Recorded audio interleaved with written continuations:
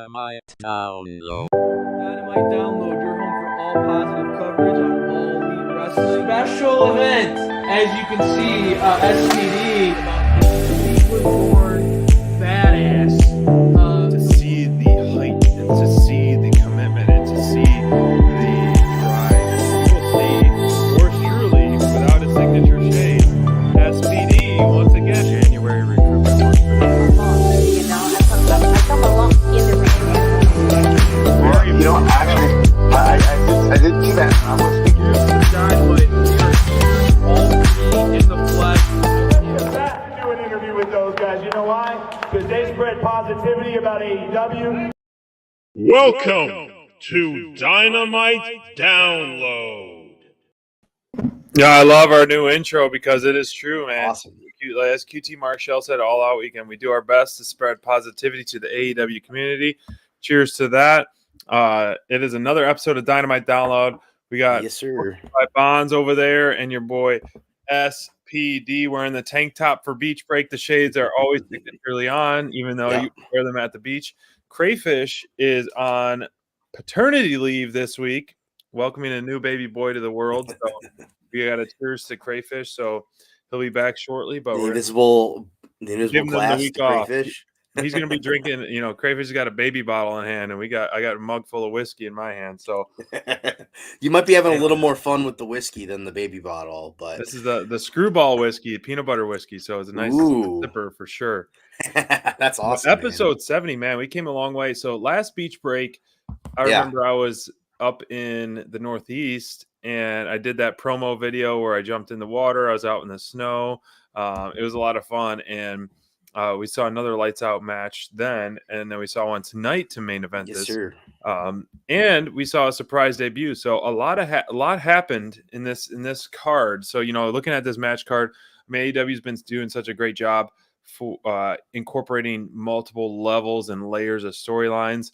I mean, this is what was advertised, and we also got House of Black teasers, Rampage hype, and next week hype as well. So Beach Break 2.0 kicked things off with a bang, and we will talk right into that. You know, that title match, Cody Rhodes versus Sammy Guevara. You know, the score needed to be settled. They needed to figure out an undisputed champion. Cody Rhodes versus Sammy, man. Lead it off. What did you think? Best match of the night, bar none, not even close. They saved the best for first because these guys just absolutely tore each other apart. Tables. Oh, there's no tables, but there's a lot of ladders here. Chairs, though. And they tried to have go through them a couple times. Didn't really work out. Those things were a little too thick to go through. But man, this match was just a blast. The results were insane. Sammy Guevara beating Cody, unifying the TNT Championship. I didn't think that was going to happen. Me neither. And that was probably the coolest part, is that this was really unpredictable. This was Sammy's kind of match, man. You know, Sammy's a high flyer. He does all this crazy stuff. And, you know, Cody was a little out of his element tonight. Right. And not that he can't do it, but this is what Sammy thrives on. So, you know, for him to go in there and have this kind of match, just was a testament to how much they're putting on him as a young superstar in this industry and for AEW. He's a guy that later in the show said about how he was just a background character, a side character during his cue card segment.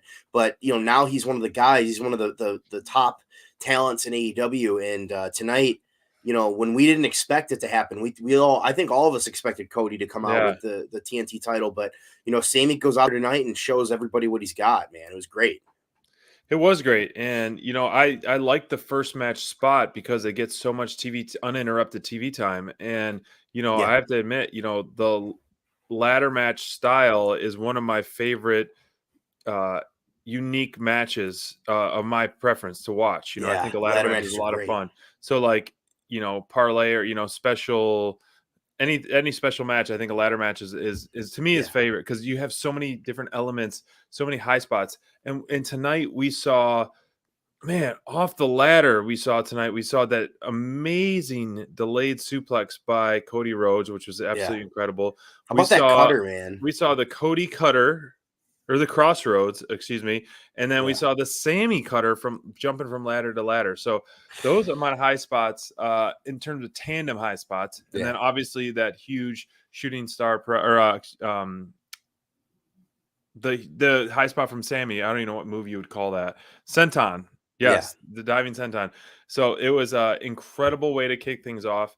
You know, this had so many different elements. You know, at first I thought it was a little bit slow to start, but then, you know, then they started going really aggressive. I really enjoy, I think it's really a mark out moment when wrestlers go through the crowd and fight. It's just because it's fun to see, be there live and be a part of that, but also to like just to see how excited the fans are and just get immersed in fans, especially like after all the breaks that we've had where there wasn't fans and less fans and all that. So it feels more cool special nowadays. Yeah, much more special. But man, Sammy stole the show. I mean, we were predicting, like, we knew he was going to do some crazy stuff. And as he said in the camera when he was sitting at the top of the ladder, no fear, you know, Sammy, no fear, like giving it all, man. It was incredible way to do that. And, you know, I hope that Cody still has this edge and this push, but I felt like Cody had this big time edge to start this match. He was really, you know, working Sammy nonstop. I mean, the figure four through the ladder and then all those high spots. And so I felt like Cody was just like on a focused mission. You know, I saw that throughout the match, and then Sammy just overpowered him with those incredible, fearless moves that I don't know many people in the industry would do that kind of stuff. You know, young Jeff Hardy vibes as well for that in this match from him.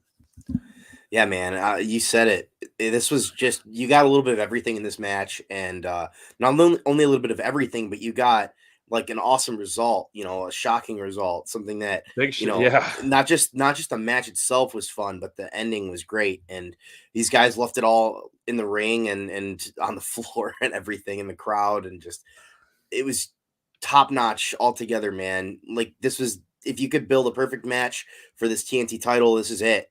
This is as good as any TNT title match there's been. And man, it was just a great start to the show.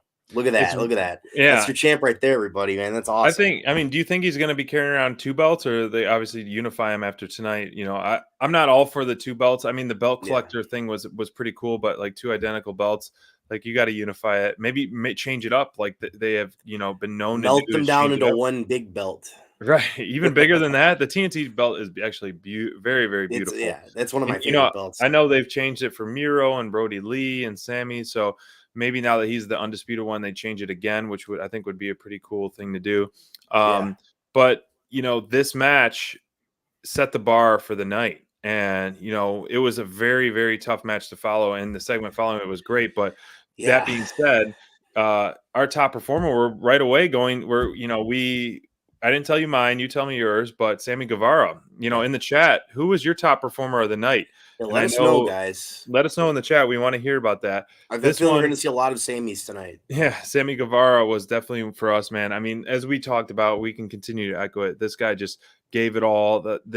The fearless, the incredible just drive to put on a good show, just the drive for the industry. And then we saw him with the cue cards, how he wasn't brown nose and he earned this. And, you know, I feel that. And whatever the reasoning behind taking the belt off him to begin with, put all that aside. But the Sammy Guevara, man, is a true champ and a true workhorse and a true pillar of AEW. And I think his second run is going to be very, very fun to watch. That being said, if you could think of someone right off the bat, who would you want to pin Sammy Guevara against next? Adam Cole, baby. That's all right. Yeah. Yep. Off the top of my head, I think that would be just a great match. Obviously not for storyline purposes or anything. I just want to see it. True. You know, give me just an awesome banger of a match. That's what I want. That's what those guys could do. So there's a bunch of other names you could throw out there. If you're just going for the best possible match, there's a ton of young, hungry talent that's ready to go for that TNT title. So I'm all for anybody. I think, like, you know, AEW, we're in January. If you have that Face of Revolution, I hope that whoever wins that Face of Revolution ladder match at the pay-per-view does dethrone Sammy. So you give Sammy another 2-month run.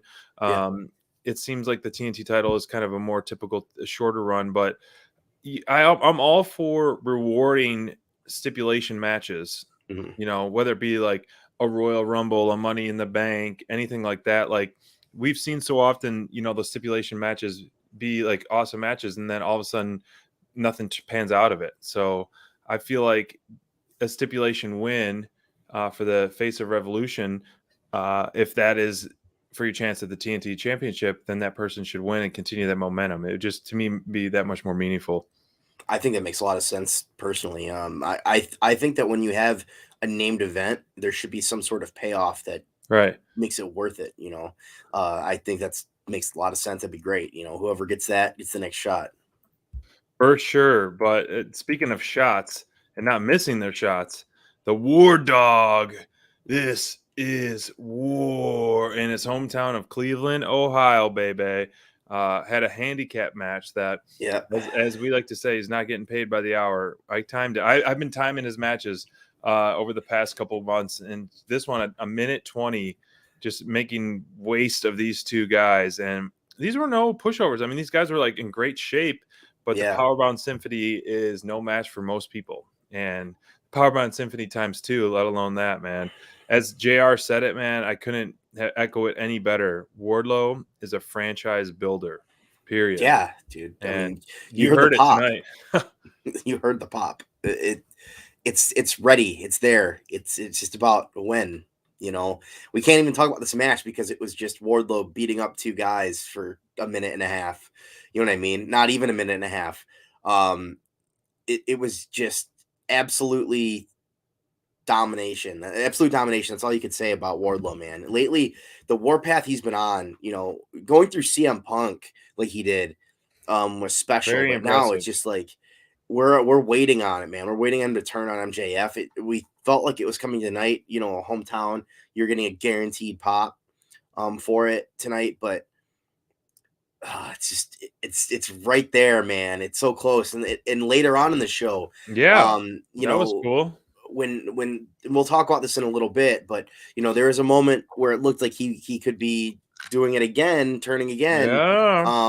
And he's just right there, man. You could tell he's so conflicted. You know, he wouldn't let Sean Spears go out there and attack those two guys he beat up today. He's like, no, man, you're good. They're good. You know, you don't have to go out there with the chair and beat him up. It's fine. And it was really interesting. You know, he's not being as big of a bad guy, but he's still doing stuff because, you know, the boss tells you what to do. You know, you got to do what the boss says. But it's so close, man. And I feel like once, you know, you think this pop for Hook is nuts. Wait till you get a guy like Wardlow who's been around for a year and a half, 2 years, waiting for this push, and people have been waiting for it too. Like build I have been a part of in AEW, in my opinion. I mean, like as soon as he stepped on the scene, and then I mean, we predicted it last year for our breakout star, and then this year you guys are as well. But it just finally, as we're seeing all the interviews and we're seeing all the press, like. They're going in, and like JR said, I go in it again. You build him a franchise around him. I don't know what the delay was. It seemed like he was ready, but in the end, it's going to be the ultimate payoff for the War Dog to turn on this. So, could it be in Chicago? Could it? Are we? You know, we keep pushing it. We're like, is it going to be in Cleveland? Is it going to be here? Like, when do you do it? Are we slow playing it to the Face of Revolution where Wardlow wins? And then he's like, no, I'm not giving you this shot, MJF. I'm not giving you this. And then, boom, just squishes him like a bug, man. Gives MJF the Powerbomb Symphony, man. I can't wait for him to give him the Powerbomb Symphony. It's needed. MJF needs to get it. He needs to get a little bit of a taste of his own medicine, you know, a little taste. Speaking of a taste, nice segue there. Segue there. They call me Mr. Segway for a reason, man. Inner Circle versus Team 2.0 and Daniel Garcia, man. These guys are some of our favorites, all of them. We love watching these guys work. Tonight's match was more about the story in between what was going on, though. You know, Santana and Ortiz wouldn't tag Jericho into this match. They refused to work with him tonight, and it was so weird and interesting. And they've been setting this up. You know, it's not like this came out of nowhere, but it really feels like Inner Circle is kind of kind of dying, which sucks because Sammy Guevara is a champion right now. Santana Ortiz are really getting frustrated with Chris Jericho. He's been kind of the centerpiece of most of their feuds. So it's a little bit understandable, but this is and there's nothing from Jake Hager. He hasn't been around in weeks. So what's going on right now, man, with Inner Circle? It seems like this stable that's been here since the beginning is kind of on the way out. I hope not, because obviously I'm the biggest Inner Circle mark, and that's my squad, and they just won Best Faction of the Year. So it's like, I've said it, I say it to you guys, and I don't know if I've said it in our chat or anything like that, but if Eddie Kingston or if 2.0 is the reason why Inner Circle breaks them up, I'll never forgive them, because this faction has been so strong and so many blood battles, and I think that any of those, like I love Eddie Kingston and we love 2.0, but I feel like that's not a strong enough drama to break them up. But I mean, we're seeing that. Hopefully it just kind of like a lull, and then Jericho shows them, earns their trust back, which I essentially, I mean, he helped them win the match tonight with that Judas effect. So and then he still flipped them off because they still were screaming at him. You know what I mean? Yeah, I don't know. I mean, doesn't matter. If Inner Circle breaks up this, I'll be really upset. But the only way I can, swallow that pill a little bit better is if Santana and Ortiz start to get a push, and so, which we wanted for months and months and months and months, because these guys are outstanding. They've been doing amazing in-ring work, promo work, growth, physical stuff. So they've been really, really spot on and deserve a push. So if that were to happen, where the Inner Circle does dissolve a little bit or all the way, unfortunately, I'll shed a tear, but I'll look on the brighter side. Sammy's got the gold, and then Santana and Ortiz are getting a push, but then that leaves, like, what do you do with Jericho? Like, he's too good not to be featured. He's too important not to be featured. Like, I think he works so well in a faction. You can't just put him in another faction. I mean, this has been a faction since day one in AEW. And so for it to dissolve over this seems a little bit lame, in my opinion. I'll say that because I'm a big, huge Inner Circle fan. Like, over Eddie Kingston, Tussle, because they're from the same town, like, they're going to dissolve over that. I mean, come on. You deserve more than that, in my opinion. Oh, I completely agree, man. And again, like you said, where does Jericho go with this? You know what I mean? Where's Jake Hager? Where exactly. Where is he? Where is he? What's going on? Because Chris Jericho, I think, is in where he is in his career. Him doing what he's doing with the Inner Circle, it makes so much sense and it works so well. He's building up young talent. Yeah. And he's doing it in a way that is making it interesting television. And he's been doing that for, my feud of the year was Inner Circle versus Pinnacle. I loved it. I thought it was, you and I were aligned on that. Yep, exactly. It was great stuff. And a lot of that was Chris Jericho, it feels like this is what's weird about how it feels right now is that they had a guy that was in their stable kind of try to break up their stable. They had MJF and Wardlow in there with them, and that didn't break them up. And that was months and months and months of back and forth matches where they won that feud ultimately, and that didn't break up Inner Circle. So am I supposed to believe that this is doing that? Like, if anything, I don't know, man. That could have broke it up. Like, that was strong enough to break it up. But that's not how I feel about it right now. This isn't hitting yet, and I'm waiting for it to hit. I'm waiting for it to feel like this is something that could actually happen, and I don't know. Tonight's match was another great one, but that whole looming thing over the story with Jericho not being tagged in the whole time, like, just was like, oh man, like this. I was bummed. I felt bummed out more than anything. It wasn't as entertaining as it was like frustrating. Where I'm like, man, I don't want this team to break up. I don't know who's going to replace them on the card if they do break up. Like, there's a lot of things that are going to be affected by this, and obviously, we don't know where they're going with it, but maybe it's one of those, like, just teases, like I said, and hopefully it's trust re-earning. I don't know. You know, 2.0 is great in and of itself. And I know Eddie's on the shelf for a little bit with dealing with an injury not so long, but I don't know. It's very, very interesting. Hopefully it doesn't happen because, you know, when we were at All Out, that whole retirement match, you know, I said I would cry my eyes out if Jericho got retired by MJF. But I believe it too. It would have happened, guys. We would have seen you were predicting it. My download. You were predicting I was reveling in it. Reveling. But speaking of MJF, man, CM Punk and MJF had another banger back and forth on Dynamite tonight. It was, I mean, unexpected. You know, CM Punk came out with his trunks, you know, his in-ring gear ready for a fight. He was ready for a fight, man. You know, and then not too long afterwards, MJF coming out. You know, this has been the golden promo battle of the industry, golden promo battle of AEW. And it's delivered on every aspect. I mean, both guys have never missed a beat.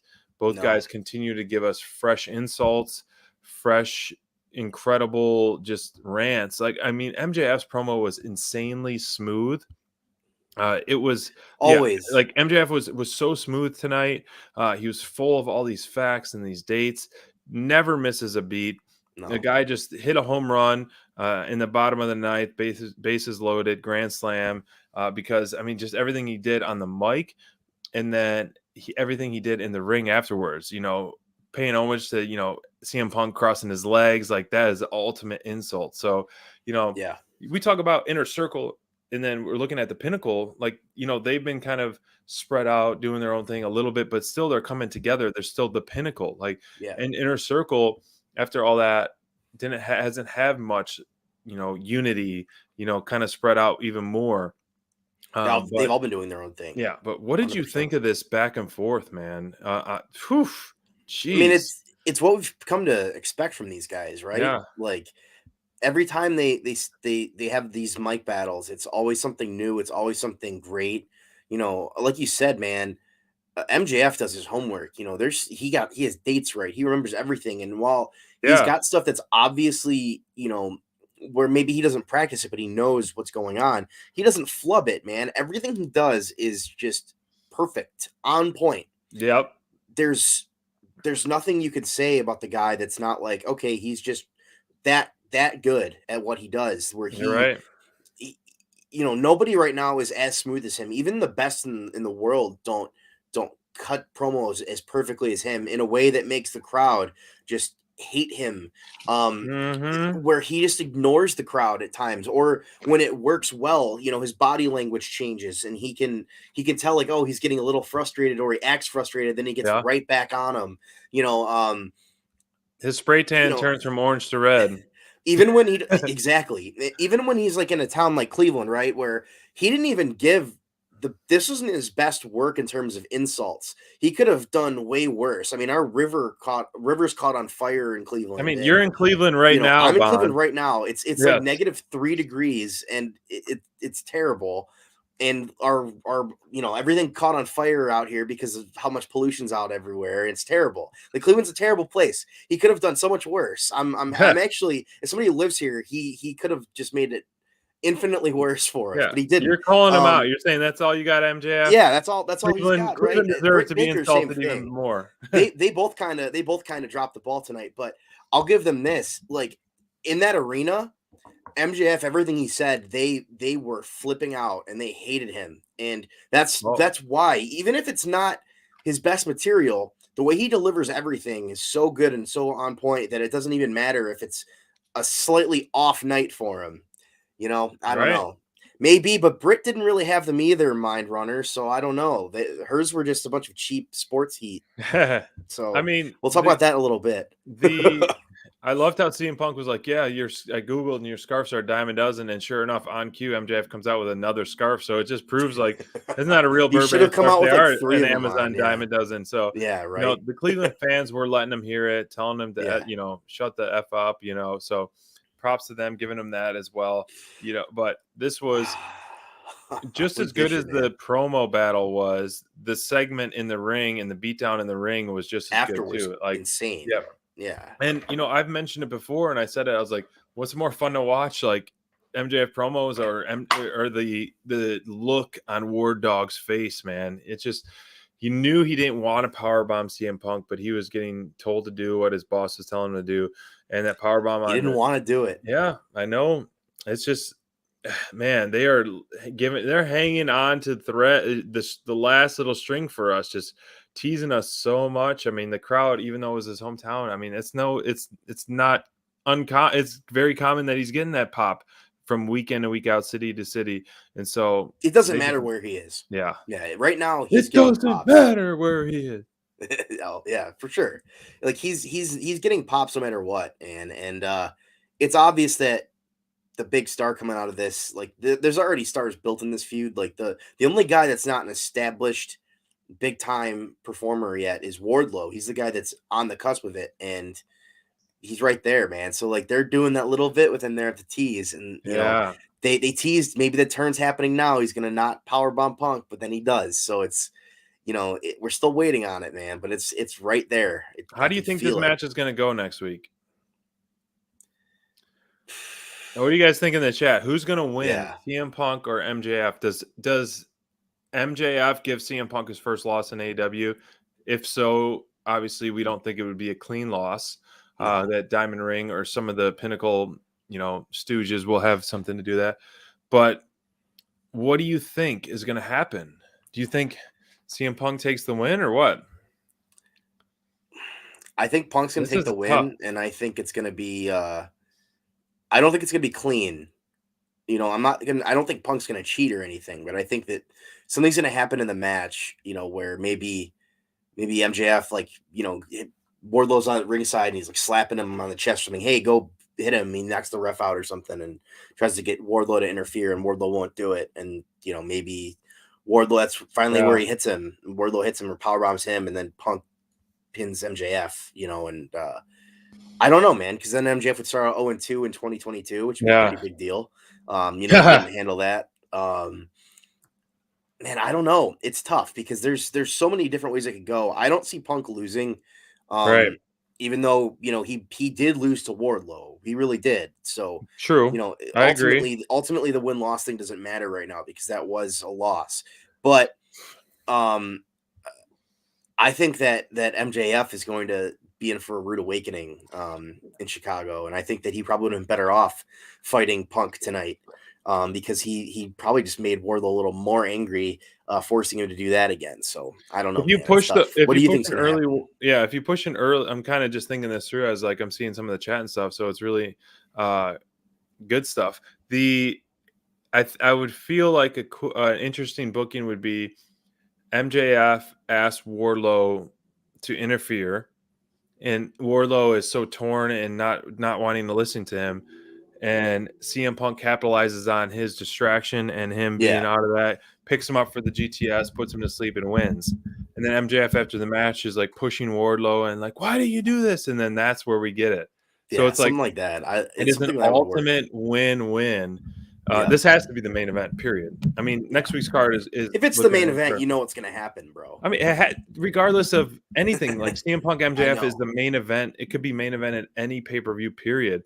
And so, if MJF slapped Wardlow, if he's pushing him in the chest, and then all of a sudden he's like, "How dare you?" and slaps him, or he puts on his ring like he's going to hit him, and then Wardlow grabs his fist right before he hits him and lowers it, and just clotheslines him and just like wipes out MJF and wipes out and eats it, and then wipes out the Pinnacle afterwards.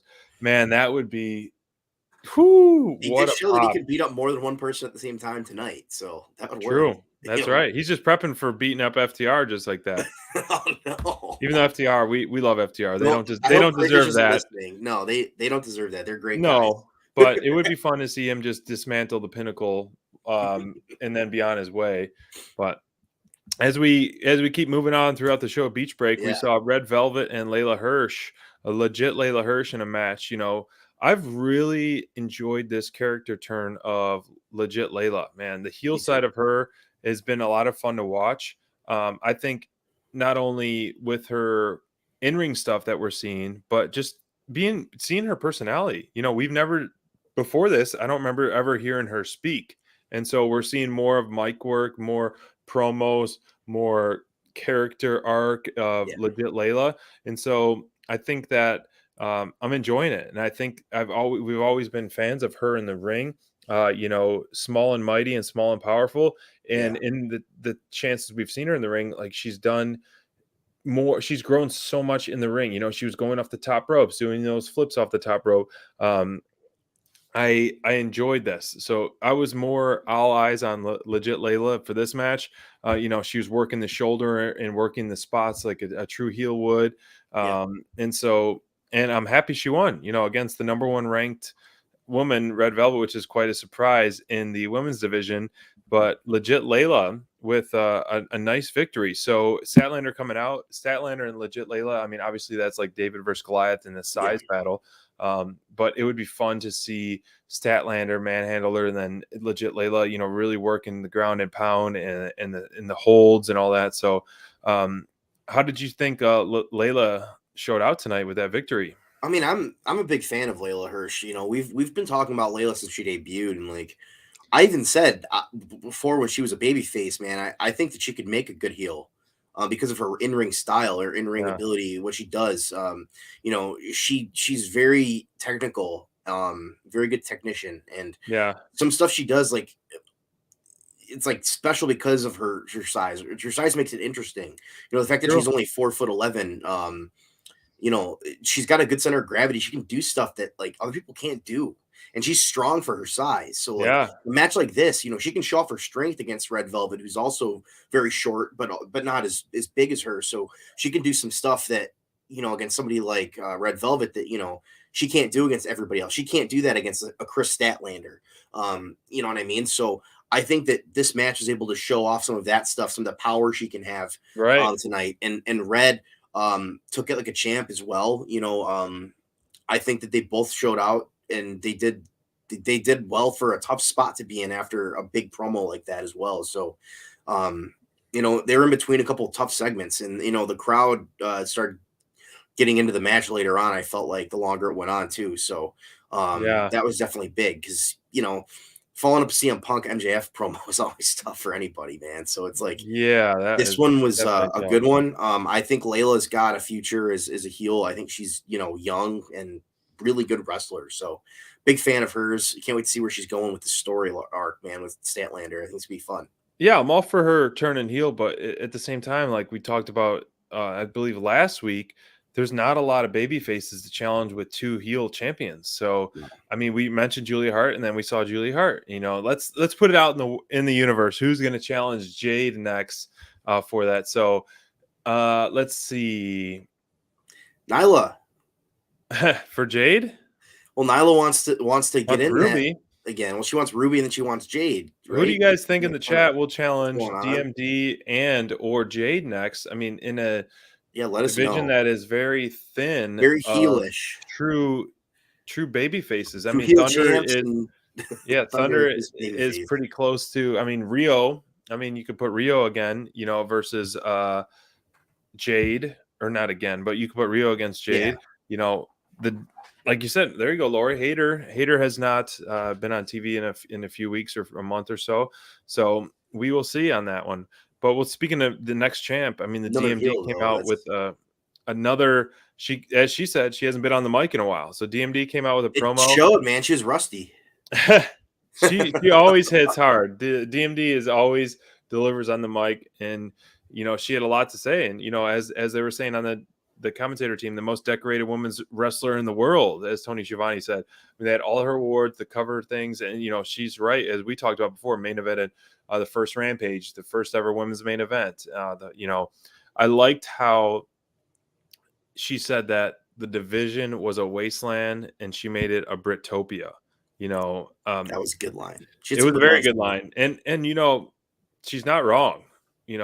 And she's not wrong at all. And how she created the top spot. No. The DMD has elevated this division to new heights quickly, and the DMD has shown how amazing the women's division it can be in AEW. And so with her leading the pack, women's wrestling, man. She's been a great champ. She's been a fantastic champ. Yeah. She's kind of earned that spot as like the top of the top right now because, I'm not going to disparage anybody in any other companies right now, but what Britt's doing is different. She's got the total package and she's kind of going out there not without any competition that's staying up to her standard, right? So like we've been talking about this lately where Britt, her title reign has felt kind of like hit or miss at times because of how great she is at talking and how much character work she does in her matches. How much she builds up herself in a lot of ways. And so it's kind of been tough, for her reign to feel consistent. And tonight again was one of those nights too, where it's like, okay, she won all these accolades, these awards, and that's great. She let us know, that's awesome. And that's what she has to do at times because sometimes her reign does feel a little bit like she's treading water. So when you have these kind of segments where you can go out there and make it seem special, you have to knock it out of the park. And I felt like when she was talking about herself, she knocked it out of the park for sure. Absolutely tonight. But the segment to me was a little hit or miss because, if you're not from Cleveland, you probably were like, oh man, those rips were huge. But like, honestly, all she did for this segment was find the first 3 insults about the town on Twitter and just repeat them. So it was like, for me as somebody that was waiting for it, excited about it, I was waiting for it to rip on stuff, like I love that stuff. I thrive on it. I was bummed. I don't know if I've ever been more bummed about a Brit segment in my life because it felt so just predictable and easy, like, oh man, a Baker Mayfield joke. Oh, the Steelers beat the Browns this year. Like, okay, like good one. That's literally the first thing you could have found. There were so many good insults. MJF and Britt, man, I feel like they both dropped the ball. You should have sent him a DM leading up to this, be like, insult. Here, this. I should have given them a big list of things. You got a big. They'll make the list. I mean, being in Cleveland right now, I could have made a Chris Jericho list and given it to him, and they would have had so many great things to talk about. But that long Jericho list where he does the 1,000 holds or whatever. Yeah, I could have given them the list of 1,000 insults about Cleveland, but instead they just made fun of LeBron James, who won us a title, and Baker Mayfield, who beat the Steelers in the playoffs, last year. So. 28-0 in the first quarter. You know what I mean? So it's not really like, it's one of those things where it's like, okay, the 2 best heels in my hometown come to my hometown and drop the ball. Like, disappointing, man. I don't know. Pretty bummed. I know you're a little too close to home. It's hitting too close to home on that one, but not at all. It was. You can't turn this around on me, bro. You're not going to work me into a shoot here. I was hoping for like the next feud to kind of develop, like someone interrupt her, in a typical predictable fashion. Like, someone should have, as soon as she's like the DM, boom, music. Somebody's music hits. Something. Yeah, I was hoping for that because at this point, like, where do you go with DMD? Like, you don't have a feud. The DMD squad with Jamie and Reba have not been on TV for a while. Like. Yes, we all want that, of course. We definitely do. That is the ultimate payoff. Thunder Rosa versus DMD, for sure. You got to be patient, apparently. I mean, that's like a Wardlow build. Yeah, I mean, that we won't get a match for 5 years then. Could you imagine, like, in the next 3 months, if Wardlow was a TNT champ, just putting on just like absolute beatdowns, and Thunder Rosa was the women's champ? And then Thunder Rosa could go against a Serena Deeb because I think Serena Deeb could easily be the best women's wrestler in AEW. And like I've said before and like, she could dethrone any champ currently if she wanted to in the snap of her fingers, in my opinion. Yeah. I just don't know if it would work storyline-wise with Britt right now. You know what I mean? Like, I think that Serena Deeb is doing some of the best stuff in the company right now, but I don't know if it works with what Britt's doing. I think they're very, it'd be kind of like oil and water, True. I don't, as much as I want to see Deeb in the title picture, I think the timing isn't right yet. Does she deserve it? Yes. Would she win it? Yes. It might not be the right opponent either, though. True. Like, not that I don't think that her and Britt could have a great program, because they could. 100% they definitely could. But like the stories that they're telling and the character work they're doing, I just don't think that would be a good fit currently. Now maybe if Britt transitions into a more traditional babyface role, maybe, but I think that if Deeb's going to challenge for the world title, it's not going to be against Britt. It's going to be against somebody else. After Britt loses the title at some point. So, I don't know, man. For me, just doesn't really fit. I think that there's a better chance of her maybe going for the TBS title with Jade. I think they could make that work a little bit more. I think she could do some stuff about, experience, maybe make some comments about experience, maybe, kind of, get reality and fiction together a little bit, kind of blend that together and talk about that kind of stuff. And even though they're both heels, you could tell very different stories, and that might turn the crowd a little bit more towards Jade, you know what I mean? So that could work in that direction, where I don't think Britt really needs that. And, you would just be turning an anti-hero against a villain, which to me is kind of could work, but I don't know. Yeah. So we'll see. Not sure about that. It's tough to figure out these opponents right now, man, because it's like what's going on in so much of AEW is unpredictable all the time, right? Like we couldn't even predict. All of us were wrong about what we thought the TNT champion was going to be after tonight. Like there's so much stuff that we can't figure out and guess, and it's because it's just so good, and there's so many people being built up. But you're right. There is the big problem in the women's division is the lack of baby faces and lack of depth. And lack of depth. So if you have a lack of depth and baby faces together, you're going to have to do something out of the box. So who knows what's coming next, man? It's totally unpredictable. Yes. And tonight's main event was unpredictable. But awesome. Yeah. I mean, we saw very nice, very evil. Essentially, well, it protected both. It helped Orange Cassidy, protected both guys, but Orange Cassidy versus Adam Cole in a lights out match for the main event of Beach Break. Ironically, Orange Cassidy has a finisher called the Beach Break. So paying homage to that. But the beach in Cleveland looked pretty cold out there for both of those guys when they're doing that promo. Same with Ricky Starks and Powerhouse Hobbs.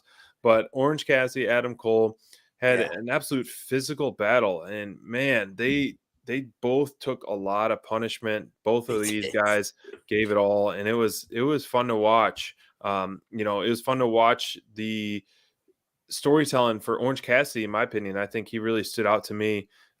-1 right now. Wow. Happy beach break. Is that the reading or the feels like temperature? That's the actual temperature right now. Wow. It's -1. That's fun. Yeah. Go to the beach there. Beach weather. Beach. Yeah. So, you can go ice skating on Lake Erie. Before we talk about the match, I think AEW does all these special shows, which I enjoy, but I would prefer them to lean into their surroundings. Beach break in the winter in Cleveland just doesn't work. I think they should do something like winter break. The beach, yeah, exactly. Beach bash, or they do a beach break, kind of like the WCW Bash at the Beach, like an outdoor beach event. That would be cool. Like no one's done that in so long. Like it worked in Jacksonville, you know what I mean? Yeah. It worked when you're at Daly's place in Jacksonville, Florida, an outside venue as well. Like totally works. Not the worst. Why do you put it in Cleveland? I don't know. Whatever. Either way, we got the light. I agree, dude. I didn't. When they announced that Beach Break was in Cleveland, I was like, dude, do you know how cold it is in January? No one's at the beach. No, there's nobody at the beach right now. Yeah. Like, ice fishermen. It's just ice fishermen, man. That's it. Well, before let's talk about this. We got to talk about the match. We got the match. We saw a debut, an interesting debut. It was actually pretty funny, hiding under the ring, getting the chair pulled off. So Dan Housen, there's been a lot of trolling back and forth with the Ass Boys, MJF, and a lot of people in AEW on Twitter. So he's officially all elite. He cursed Adam Cole tonight. Yeah. So this adds another interesting character to AEW television. So I know the fans popped pretty good for this, and it's going to be interesting. As they should have. He's awesome, man. I don't know if you've watched Danhausen at all, but not much. I'm excited. Genuinely hilarious. Yeah. I'm excited too because I don't know much. He's so funny that the biggest grump of all, Jim Cornette, likes him. That's how good this guy is. Yeah. He's like the turning grumpiest man in the Aretha- world thinks he's hilarious. So Wow. that tells you all you need to know. The grumpiest basement living mom, the meatloaf man, Jim Cornette. Yes. But so correct. what do you see? Like, what do you see out of this? Where do you see this going with him? Anything? Well, I mean, obviously we want to see something with the Gun Club because right, the ass he's boys. been just absolutely merciless to Austin and Colton on Twitter. You know, he even turned Billy on them. You know, Billy's calling him the ass boys, like everything. Yeah. Like he's done. I think that could be like where the Gun Club blows up. I think that a feud with Danhausen, not even a traditional feud, but just him trolling them, Sure, could be a really fun like mini feud that could really propel the Ass Boys or the Gun Club, whatever you want to call them at this point, to the top. Because you know sometimes it takes two to tango, and you have to have the right dance partner, you know. And when you have a guy like Danhausen, who's everybody loves the guy, everybody thinks he's funny. Yep. You know, social media has been begging Tony to sign him for months, and you know. You need to watch more of him because he's great. You know, you'll be laughing you could just go watch him watch stuff on YouTube and you'll be getting hours of enjoyment. And I think that would be a great way to introduce him. You know, a feud that has been building on social media, on Twitter. You know, a lot of people that have been watching will be getting a lot of joy out of this because it's like, oh man, like they can finally do something with this. You know, these months of back and forths between, like, you know, Austin's basically having a mental breakdown over this on his social media, you know, and well, he just posted on his Instagram. He said, "My life is effing ruined." Yeah, exactly. See, that's what we need with this, man. We need something because Danhausen's like he's really funny. Like I could see him working with Orange Cassidy in the future. You know, I think that would work really well. You know, I think that a lot of that stuff would be great. But definitely the Gun Club, man. Gun Club needs to happen. Right. Needs to be I'm the all first thing for that it. they do. I mean, 100%. We're big Gun Club fans anyway. So like this feud with Danhausen, like as you said, it would be a lot of fun to watch, and just the banter back and forth, and a nice first feud for his debut. He was almost my performer of the night. Like, wow, legit, like straight up. You it was can't between, top that it was Sammy between him and performance, Sammy. though. I know. If Sammy had like an average match, it was gonna be Danhausen. Like, because I was like, oh man, just his 4 seconds of screen time made me pop as hard as anything on the night. It was great. Well, the crowd was popping for this one. They were giving it the "This is awesome" chant. The main event with OC and AC, baby. Yeah. Man, I think these guys are awesome. It was very fun to watch. Just so physical. I just can't emphasize how much this match was so physical, and probably the most physical match I've seen OC wrestle. But also, you know, Adam Cole in his past few matches has been taking such a beating. You know, the guy is just relentless, and he can just absorb so much, like the stuff that we've seen him do. And to me, when OC hit that Panama Sunrise, it was executed absolutely to perfection. I know that's one of Adam Cole's finishers, but I think OC had a better Panama Sunrise tonight, and it was absolutely insane. Like, it just was like just the flipping and just the pop. I think I always love that move because I'm just like so mesmerized what goes on with it, man. So I like that. And then the finish was a great high spot. And then they went, you know, obviously in the back, but with TK and Jerry. And so I don't know if that was planned or not, but it put him through the table, ruined the gorilla position. You know, the crowd got sucked back into this. You know, there was a little lull, I think, a little bit before this, but the crowd got sucked back into this quickly. And we're giving those chants, giving the props to these two performers, protects Adams Cole unbeaten streak, gives OC a push, gives him a new meaning. I hope that this is moved on from now. We can separate those feuds, and we get some. I really want to see some turmoil with the Super Click. You know, but we saw Young Bucks come to the aid of Adam Cole. You know, Bobby Fish got quickly thrown out of the equation. You know, Kyle O'Reilly wasn't seen, so we will see, man. Like, what do you want? What do you think of this match? Well, I thought that the ending, getting Orange Cassidy the win here was awesome too. Like, we got to talk about that as well. Like the results, OC won the match in a really awesome fashion, man. Like having that going through the stage again, and they didn't mess up the camera angles like the Jericho fall through where we saw the foam come out. Yeah. This was a good one. These guys are they have this chemistry, man. I love that they keep having these matches between them because the chemistry between Adam Cole and Orange Cassidy is just it's there. It's there. And when you have that chemistry there, man, you gotta roll with it. Their in-ring styles work so well together. They do because they're both smallish guys. They're smallish guys who can do stuff that other people can't do. They're very athletic. And they're very different in character-wise, because you can tell, like, when Orange Cassidy does his thing, he does his goofy stuff. It makes Adam Cole mad. Like it makes it pisses him off, So when you get something like that, where you're getting a dude you take himself very seriously, like Adam Cole, and you get Orange Cassidy, who's kind of the opposite. It's really funny to watch them interact because not only do they just wrestle really well with each other, but they interact so. It's so funny watching them in the ring interact with each other because they have such different styles and they're so different, but they're also so similar in terms of their physical stature and ability. So it's such a good combination of just this hilarity and humor and also great wrestling. So man, I love these guys. I want them to keep having matches.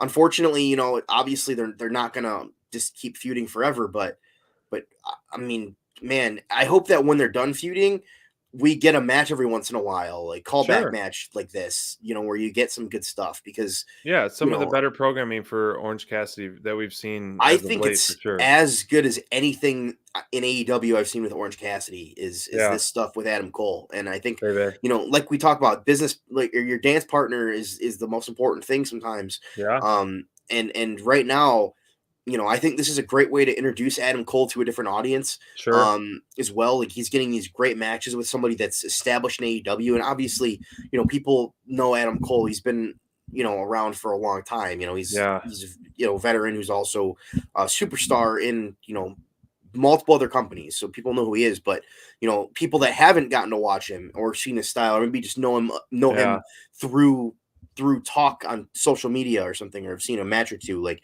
getting matches with Orange Cassidy in these different environments is just making both of these guys better. You're building a bankable star in Adam Cole. He's already a star. And in Orange Cassidy, you're saying, hey man, like if we maybe put the strap on Adam Cole at some point, we have a guy here who beat him in a big match like this. You're building up your roster doing these kind of matches, man. Like, trading these wins, building up your roster, like you love to see it. And especially after, like you said, they had to kind of win the crowd back for a little bit of that match. Like, it took them a little bit to get that crowd back in. But once they did, it felt like it was never gone. So that was great. Big fan of it. Good match, good end of the show. Yeah, good match of the show, and then that, like you said, resurge the crowd, and if get them back hyped up for an awesome Rampage with Jurassic Express. Oh yeah, we got Rampage recorded tonight, right?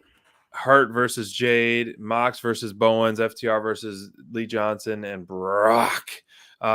Which gets to me that this Friday, Rampage Rundown will be not happening, unfortunately, because Crayfish is on paternity leave, and I'm actually be going to a live wrestling show. I'm here in the Dallas area, so I'm going to go see wrestling live. Dallas, France. Rampage Rundown will be postponed this week, and so unfortunately we won't have a show on Friday. So thank you for those who always tune into the Friday show. We always love chatting with you, but Crayfish is enjoying his time. Enjoying his time with his newborn, his little baby face, his little crayfish young man right there. And then I'll be out watching wrestling live. So I'm excited for that. The championship episode of Rampage, like you said, in there.